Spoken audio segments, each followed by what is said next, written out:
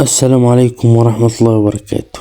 مباراة ممتعة بكل المقاييس، ومباراة يستحق عليها الشكر لمعتمد جمال ولجميع لعيبة الزمالك بعد الأداء العالمي والأداء الممتاز اللي قدموه في مباراة بيراميدز، واللي يستاهلوا عليه انهم ياخدوا يعني ترتيب الصدارة. طبعا كل سنة وانتم طيبين بمناسبة شهر رمضان الكريم، وكل سنة وانتم طيبين. ويلا بينا نبدأ في تحليل المباراة.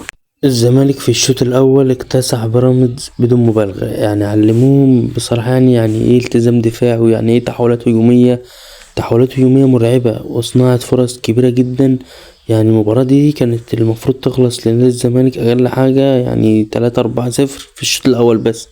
بزيرة ضيع انفرادية وضيع كمان فرصة، فتوح ضيع انفراد، ناصر منسي ضيع انفرادية، محمد شحاتة سدد كرة في العارضة. يعني كانت مباراة ممتعة جدا. فانك في شوط مباراة واحد تعمل كل ده في بيراميدز اللي مشتري حامد حمدان وناصر ماهر وعودة الفخوري، وتكسب 7 مباريات متتالية في الدوري بفارق 3 نقط، وده كمان كله انت موجود في القيد وبمدرب مصري. فانت بصراحة يعني أداء عظيم وأداء ممتع. في الشوط الأول أكتر اتنين ضيعوا بصراحة، هما أكتر اتنين عاملين إضافة في الفريق كله، ناصر منسي وبزير. هما أحسن اتنين في الشوط الأول، رغم إن ناصر منسي ضيع كذا كورة وبزير ضيع كذا كورة، لكن الوحيد اللي بياخد الكورة التانية والوحيد اللي بيضغط على دفاع بيراميدز وبيغلطهم، فضغط بيجيب نتيجة. وعمل كمان أخطر فرصة لبزيرة في الشوط الأول اللي كان عايز يعملها لوب لكن ضاع. ناصر حتى لو بيضيع فمفيش حد أحسن منه في الملعب، وبزيرة لعيب كبير جدا والله العظيم، بينجل الفريق كله لقدام بمسافة، بس انه بيمسك الكورة بينجل الفريق كله في حتة تانية لقدام. رغم اكيد ان احنا كلنا شفنا ناصر منسي وبيضيع اكتر من كرة في المباراة، لكن هو اكتر لاعب بيضغط على الخصم واكتر لاعب بياخد الكرة التانية. واكيد كلنا شفنا طبعا هو السبب في المكسب، لانه هو السبب في ضربة الجزاء اللي جت من العدم. يعني ضربة جزاء من العدم ناصر منسي خلقها وغلط احمد الشناوي وتسبب في ضربة جزاء كانت هي سبب المكسب في المباراة. فحتى لو بيضيع فمفيش حد احسن منه في الملعب.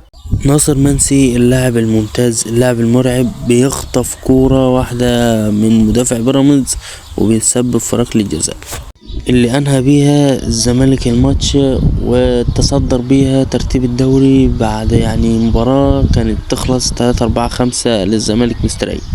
ناصر منسي كان هو سبب الفوز، لانه بصراحة يعني بيقاتل في الملعب ولاعب يستحق الاشادة والاشارة ليه.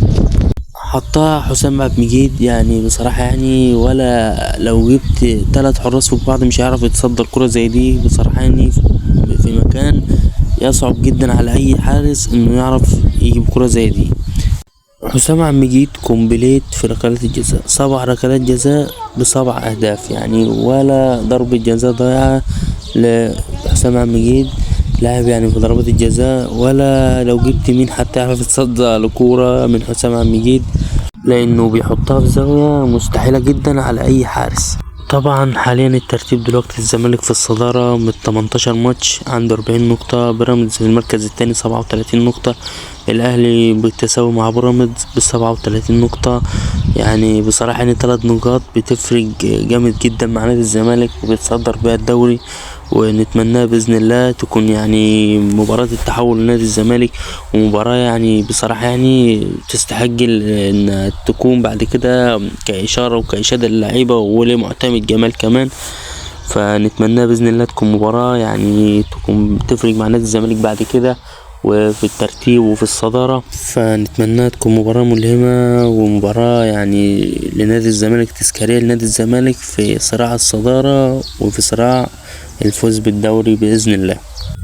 طبعا النهاردة بزيرة رجل المباراة، يعني بعد بصراحة يعني أداء ممتاز جدا، ولكن هو كان غير موفق في بعض الكرات. يعني أول كرة في اللقاء اللي كانت لبزيرة بعد انفراد من ناصر منسي لعباله، بصراحة يعني الكرة كانت تخلص جول من بدري جدا، لكن هو طول فيها جدا وحب يعملها بطريقة يعني بصراحة يعني لوب، لكن هي ما تستاهلش كل ده وتتحط على طول في المرمى جول. ولكن بزيرة لاعب مرعب جدا بين الخطوط ولاعب ممتاز جدا في التحولات الهجومية، لاعب يعني بصراحة لازم يعتمد عليه. ونتمنى له بإذن الله التوفيق في المباريات القادمة. وبس كده، دي كانت حلقتنا النهاردة. اتمنى تكون الحلقة عجبتكم، ومنساش تدعمونا باللايك والمتابعة وتصلوا على النبي، اهم حاجة. ويعني نتمنى التوفيق للزمالك في اللي جاي.